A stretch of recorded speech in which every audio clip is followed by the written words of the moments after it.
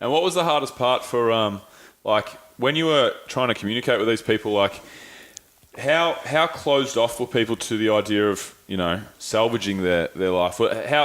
How hopeless was it? Like, how hopeless did you feel? I remember in your talk, you said that you got through to quite a few of them. What was the conversation like? Like, how were you able to turn them in the right direction rather than, you know, where they are standing up there on the bridge? I think a lot of the times these folks just want to have somebody that they can talk to that will listen. Mm-hmm. They're so used to, you know what you should have done. Have you tried this and this and that? Mm-hmm.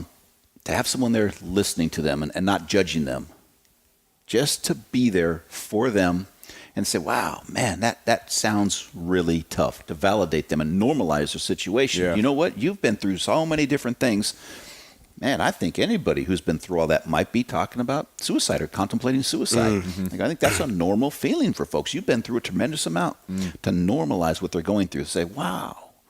So they can get it in their head like, okay, I'm not this abnormal individual way out there. Yeah. Because they feel that they're in a corner, backed in a corner, and nobody's going through what they've gone through. Yeah. So they feel their only alternative is death.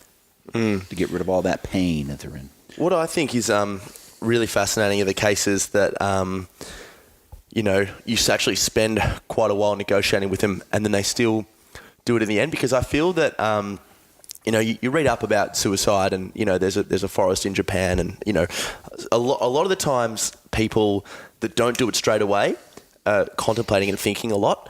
But I feel that, you know, for someone that just goes there and just, you know, jump straight away and does it, there's no saving them. But is it actually more of the case that, like you said, as soon as someone is there just to listen to, it's actually quite possible to help them off the bridge, you know? They just really need that shiny light. I think so also, in my experience.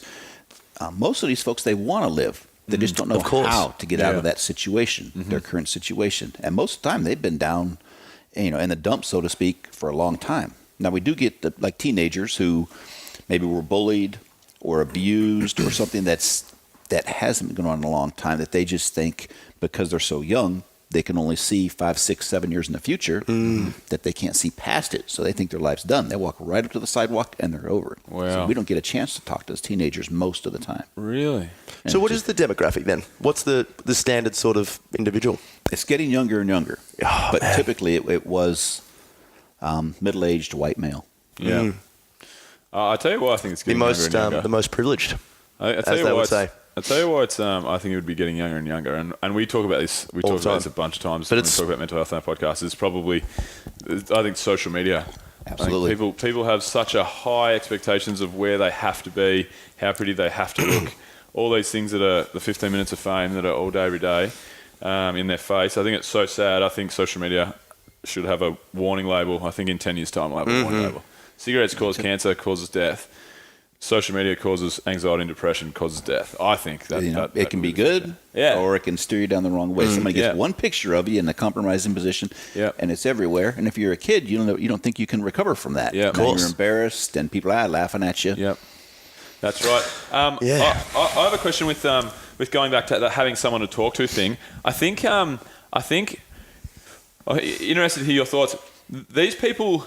Do you find much out about these people afterwards? Because, like, I wonder if the people that come and they stand up on the bridge, they're the people that... Because me and Tommy talk about mental health on our podcast a lot because we've both had reasonable levels of anxiety that we've had to seek a psychologist to discuss with. You know, nothing too crazy, but we've been through a bit of stuff. But for me, to make a call and actually call a helpline to figure out how I'm actually going to go about talking to someone was the biggest thing in the world. Now I talk to anyone about it, I couldn't care less. But that first step, do you think that a lot of these people, do you find out afterwards, like a lot of these people, have they spoken to any professional help? Because I feel like you might be the first person that has actually had a word with them that's looked at it from a totally non-biased opinion or somebody that they don't know. You know, people that you don't actually know anything, that I'm never going to see this person again, or maybe I am, or they don't know me from a bar of soap. I feel like people feel very comfortable about that in itself. Do you find that that's the case, or people have been to a psychologist, or you're the first point of call for like them really telling their deepest, darkest thoughts?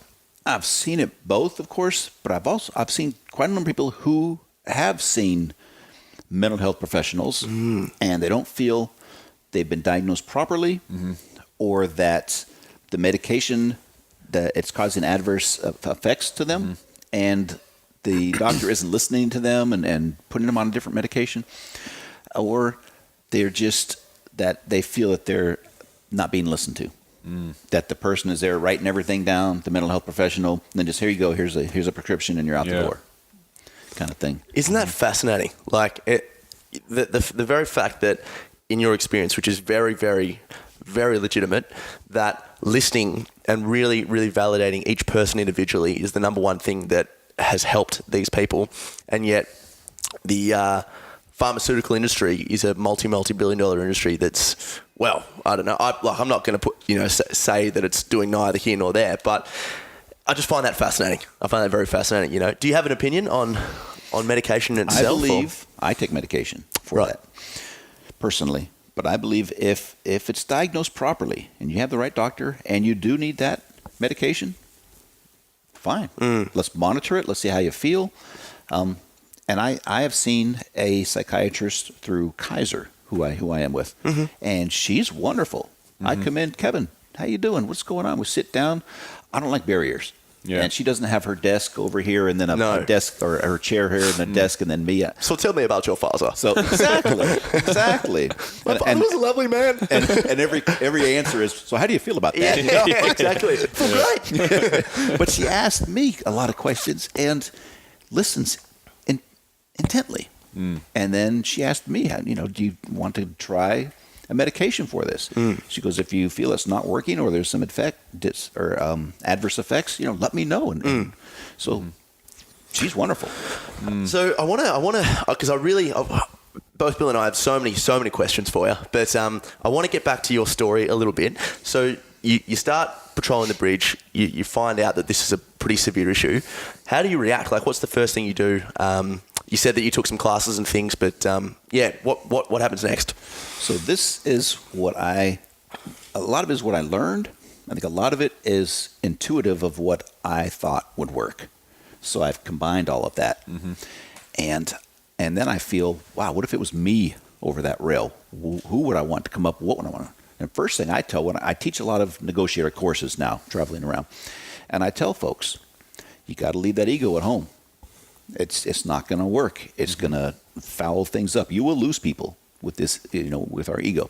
So if I'm up talking to someone, if it's Kevin Briggs talking to someone, and I can't make that connection, we need to get somebody else in. You need to know when to step back and get out and let somebody else take it. So that's a really big one there.